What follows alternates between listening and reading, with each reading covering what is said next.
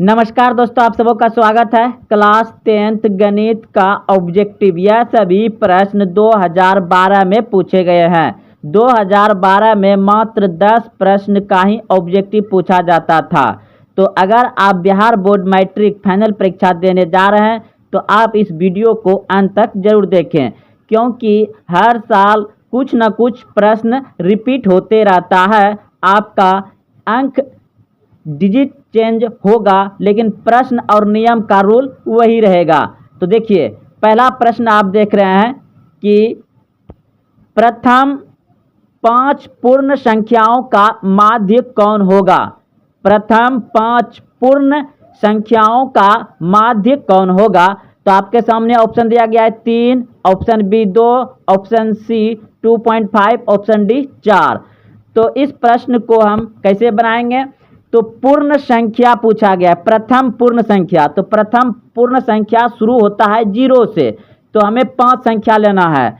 तो 0 ले लिए, +1 +2 +3 +4। तो ये 5 संख्या पूर गया। देखिए, माध्य बराबर होता है कुल आंकड़ों का योग बटे कुल संख्या, यानी कि 5 पूर्ण संख्या बोला था लेने के लिए। तो 5 पूर्ण संख्या क्या होता मेरा, 0 होता, फिर 1, फिर 2, 3, 4। ये मेरा ऐसे डॉट डॉट डॉट जाएगा, क्योंकि ये पूर्ण संख्या 0 से शुरू होता है, इसलिए 0 लेना पड़ा।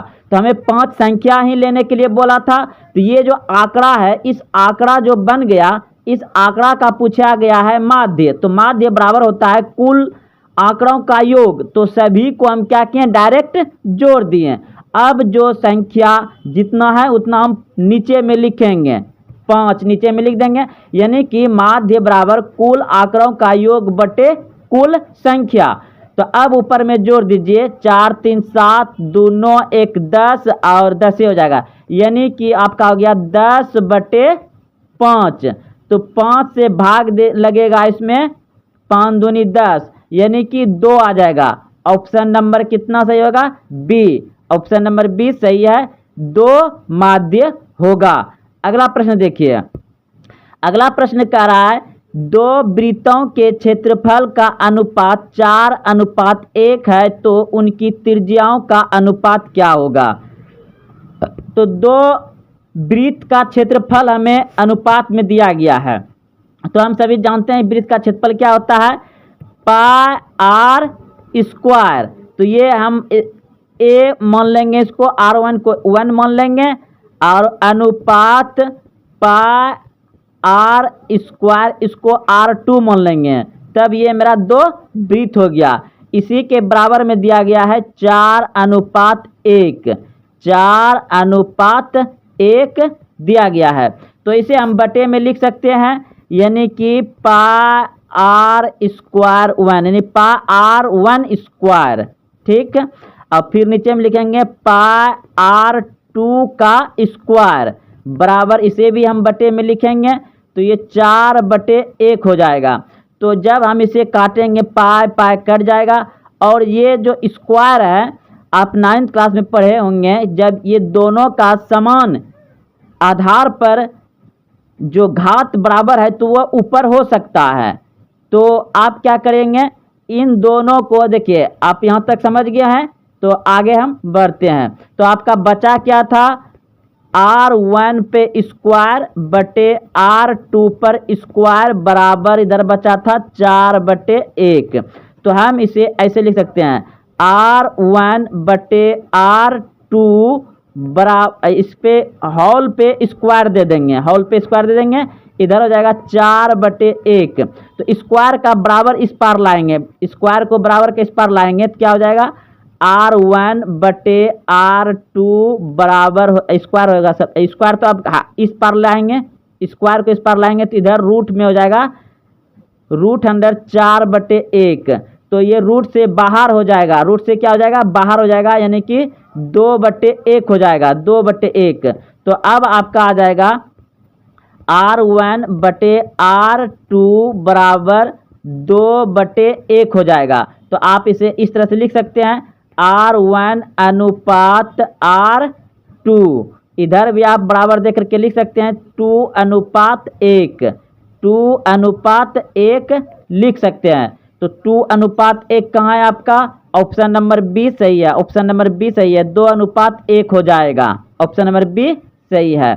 तो दोस्तों जब भी आपको दो वृत्तों के क्षेत्रफल का अनुपात दिया रहे और उनका त्रिज्या पूछे तो डायरेक्ट आप इसको क्या करिए, वर्ग कर दीजिए, यानी कि 4/1। तो इधर जो निकलेगा 2:1, यही आंसर हो जाएगा इस तरह के प्रश्न में। तो ऑप्शन नंबर बी सही है। अगला प्रश्न देखिए, अगला प्रश्न कह रहा है यदि tan थीटा बराबर √3 तो थीटा का मान क्या होगा? तो tan थीटा के जगह पे क्या आएगा? जो √3 हो जाएगा। तो थीटा के जगह पे आ जाएगा, आप सभी याद किए होंगे सूत्र, tan 60 डिग्री होगा। tan 60 डिग्री का मान होता है √3। तो tan 60 डिग्री का मान होता है √3। तो ऑप्शन नंबर डी सही है, ऑप्शन नंबर डी सही है। अगला प्रश्न देखिए, यह प्रश्न है आपका, जैसे देखिए cos 60 डिग्री का मान होता है, डायरेक्ट हम बैठा रहे हैं 1/2, अब प्लस हो जाएगा इधर 1, फिर ये बड़ी बटे होगा, फिर cos 60 डिग्री का मान होता है 1/2, इधर हो जाएगा -1। तो इसका देखिए इधर से हम क्या डायरेक्ट इसको गुना कर देते हैं, 2 × 2 = 3, 3 बटे हो गया 2, अब फिर ये बड़ी बटे इधर 2 × 2 यानी कि -1/2 हो जाएगा। अब ये क्या हो जाएगा, पलट जाएगा, यानी कि 3/2 अब गुना में आ जाएगा, ये हो जाएगा 2/-1। तो ये 2 2 कट जाएगा, तो बचेगा आपका -3। -3 कहाँ है? -3 ऑप्शन नंबर बी सही है, -3 हो जाएगा। अगला प्रश्न देखिए, इस प्रश्न में कहा रहा है कि यदि अल्फा और बीटा बहुपद x² + x + 1 के मूल्य हो तो 1/अल्फा + 1/बीटा का मान क्या होगा? देखिए इस तरह का प्रश्न सबसे पहले हम इसी का मान निकालेंगे। इसका हम क्या लेंगे? एलसीएम लेंगे।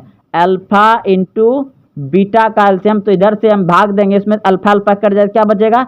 बीटा। तो प्लस इधर बीटा बीटा कट जाएगा, क्या बचेगा? अल्फा। यानी कि अब मेरे पास क्या हो गया, यानी अल्फा प्लस बीटा बराबर होता है -b/a। तो बी कितना जाएगा? 1, यानी कि -1, और यह भी 1 हो जाएगा, यानी कि -1 आ गया सिर्फ किसका? अल्फा प्लस बीटा का। तो ऊपर में मेरा क्या हो जाएगा? -1। अब नीचे में अल्फा इंटू बीटा, तो अल्फा इंटू बीटा का मान होता है c/a। तो c/a कितना? 1 है, तो 1 ही हो जाएगा, और ये भी 1 है, यानी 1 हो जाएगा, तो 1 नीचे में 1 छुपा ही रहता है, तो आपका आ जाएगा सिर्फ -1। -1, तो -1 कहाँ है? ऑप्शन नंबर बी सही है, -1 हो जाएगा। अगला प्रश्न देखिए, प्रश्न कह रहा है कि एक द्विघात बहुपद के मूल्य के योग तथा गुणनफल क्रमशः 2 -15 हो तो द्विघात बहुपद है। तो द्विघात बहुपद पूछ रहा है, तो द्विघात बहुपद का स्वरूप होता है, क्या होता है? x² - alpha plus beta x, और फिर होता है प्लस अल्फा इंटू बीटा। तो अब हमको ये जो है अल्फा प्लस बीटा दिया गया है, तो अल्फा प्लस बीटा शुरू में है योग, यानी कि मूलों का योग हमको शुरू में दिया गया है, तो ये मूलों का योग है, तो आप इस बैठा दीजिए x² माइनस इसमें बैठ जाएगा कितना? 2, और x, फिर प्लस है तो प्लस दे देंगे। अब अल्फा इंटू बीटा, तो अल्फा इंटू बीटा यानी कि मूलों का गुणनफल, तो मूलों का गुणनफल लास्ट में है, यहाँ पे लास्ट में देखिए दिया गया है, तो लास्ट में इधर लास्ट वाला हो जाएगा -15। तो इसको बैठा दीजिए आप -15 अंदर में, -15 बैठा दिए अंदर में। अब हो जाएगा, तब ये हो जाएगा x² माइनस, ये ब्रैकेट टूटेगा तो 2x हो जाएगा, और इसका ब्रैकेट टूटेगा माइनस प्लस माइनस हो जाएगा, तो -15। तो आपका आ गया x² - 2x - 15 कहाँ है? तो ये है आपका ऑप्शन नंबर डी, बिल्कुल सही है, ऑप्शन नंबर डी सही हो जाएगा। इतना ही आया आपका। तो ये आपको याद रखना है, ये आपका सूत्र हो गया। ये जो है कि द्विघात बहुपद का सूत्र है x square minus alpha plus beta x plus alpha into beta.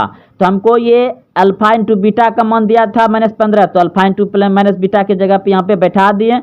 उसके बाद हमको मूलों का गुणनफल यानी अल्फा प्लस बीटा दिया था 2, तो यहाँ पे हम बैठा दिए इसमें। तो मेरा जो अब माइनस प्लस करके इसको सरल करने के बाद आ गया x square minus 2x minus 15। तो ऑप्शन नंबर में डी है, तो बिल्कुल सही है। अब अगला प्रश्न देखिए। अगला प्रश्न कह रहा है कि बिंदु Q से किसी वृत्त की स्पर्श रेखा की लंबाई 24 सेमी है और केंद्र में Q की दूरी 25 सेमी है, तो इसका वृत्त की त्रिज्या क्या होगा। तो दोस्तों देखिए, अगर यदि यहाँ पे एक बिंदु है और एक ये वृत्त है, तो यहाँ से खींचेंगे तो ये कितना है 24 बोल रहा है, और यहाँ केंद्र इसका Q है, तो इसको मिलाया गया है और इसको फिर यहाँ से मिलाया गया है। तो इसमें ये हो जाएगा आपका यानी कि उस पर यानी कि वही एच स्क्वायर वाला, एच स्क्वायर बराबर बी स्क्वायर प्लस मतलब पी स्क्वायर का मान निकलेगा। तो इस प्रश्न का उत्तर हो जाएगा आपका ऑप्शन नंबर ए, 7 सेमी इसका त्रिज्या होगा। अगला प्रश्न देखिए। अगला प्रश्न कर रहा है कि बिंदु -4,3 की स्थिति किस पाद में है। तो आप सभी जानते हैं कि पहला वाला क्या होता है प्लस प्लस, दूसरा वाला होता है माइनस प्लस माइनस प्लस, और तीसरा होता है माइनस माइनस, और चौथा होता है आपका प्लस माइनस।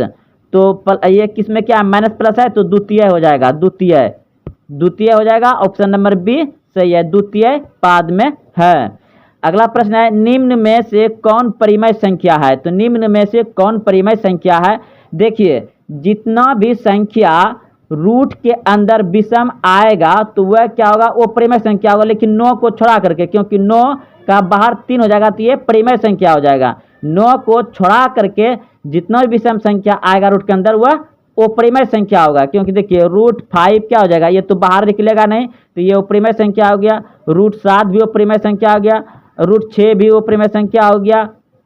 ये सभी परिमेय संख्या है, लेकिन रूट के अंदर आपका आ जाएगा 4, तो ये परिमेय संख्या हो जाएगा। रूट के अंदर 8 हो जाएगा तो ये परिमेय संख्या हो जाएगा। रूट के अंदर 16 आ जाएगा तो ये परिमेय संख्या हो जाएगा। जो रूट से बाहर निकल जाए वो परिमेय संख्या हो जाएगा।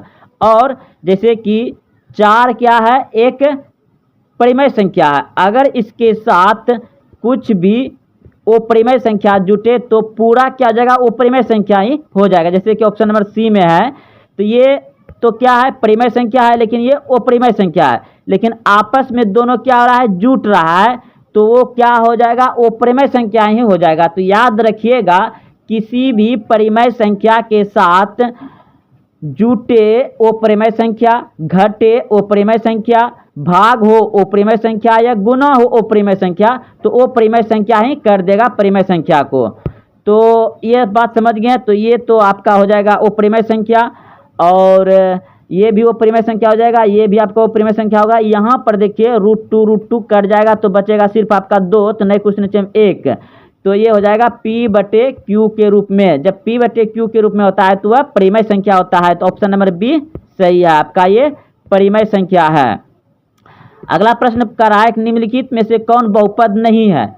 निम्नलिखित में से कौन बहुपद नहीं है, तो ऑप्शन नंबर सी जो है कि बहुपद नहीं होगा, क्योंकि ये बटे में है। तो दोस्तों अगर आप देखते हुए यहाँ तक आए हैं तो वीडियो को लाइक करें, कमेंट करें कि आप पहले से कितना जान रहे थे। ये सभी प्रश्न 2012 में पूछे गए हैं, और उस समय 10 ही ऑब्जेक्टिव पूछा करता था बिहार बोर्ड मैट्रिक परीक्षा में। और अभी तक आप चैनल को सब्सक्राइब नहीं किए तो चैनल को सब्सक्राइब करें। ठीक है, तो मिलते हैं अगले वीडियो में। जय हिंद, जय भारत।